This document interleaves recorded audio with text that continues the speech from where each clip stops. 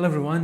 নিজেকে অনেক সময় সামলে নিতে হয় পরিস্থিতি সামাল দেওয়ার জন্য বা পরিস্থিতি আরো যেন খারাপ না হয় সেটা নিশ্চিত করার জন্য। এটাই হচ্ছে পুল ইয়োরসেলফ টুগেদার, রাইট? পুল ইয়োরসেলফ টুগেদার। যখন আপনি নিজেকে সামলে নিচ্ছেন তখন হচ্ছে পুলিং ইয়োরসেলফ টুগেদার করছেন। এক্সাম্পল, স্টপ ক্রাইং, পুল ইয়োরসেলফ টুগেদার।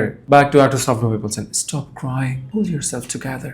কান্না থামাও, কেঁদো না, নিজেকে সামলে নাও, ঠান্ডা করো। তখন আপনি বলছেন বা একজন বলছে, okay, I will try, I will try, ঠিক আছে আমি চেষ্টা করবো বা চেষ্টা করছি। Okay, so pull yourself together. Next one, অনেক সময় আমরা ঝামেলায় পড়ি। এটা বোঝানোর জন্য একটা এক্সপ্রেশন হলো ইন হট ওয়াটার। তার মানে শীতকালে বা অনেক সকালে উষ্ণ গরম পানিতে গোসল করতে সবারই ভালো লাগে বা ভালো লাগার কথা, বাট এটা দিয়ে সবসময় যে ভালো কিছু বোঝাবে তা না। ইন হট ওয়াটার দিয়ে ঝামেলা বা বিপদে পড়াও বোঝায়। Example, he is in hot water for missing class again.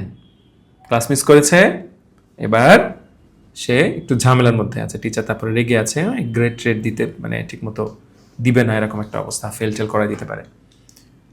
তখন আপনি শুনে বলছেন, উফ, not good, not good, not good for him, not good for her, right? So he's in hot water for missing class again. Oh, not good. Now, final one. Okay, just hold on. Okay, and the last one is, অনেক সময় কোনো কাজ কিছু দূর করার পর দেখবেন যে হলো না, আবার প্রথম থেকে শুরু করতে হয়। এটা আপনি বোঝাতে পারেন এক্সপ্রেশন দিয়ে, back to square one, back to square one.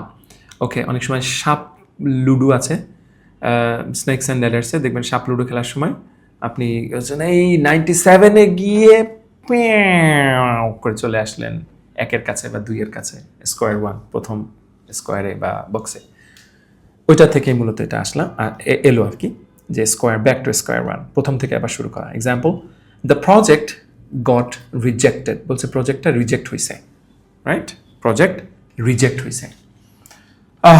Back to square one, আবারও শুরু থেকে শুরু করতে হবে, গোড়া থেকে শুরু করতে হবে। So back to square one. Okay, সুন্দর।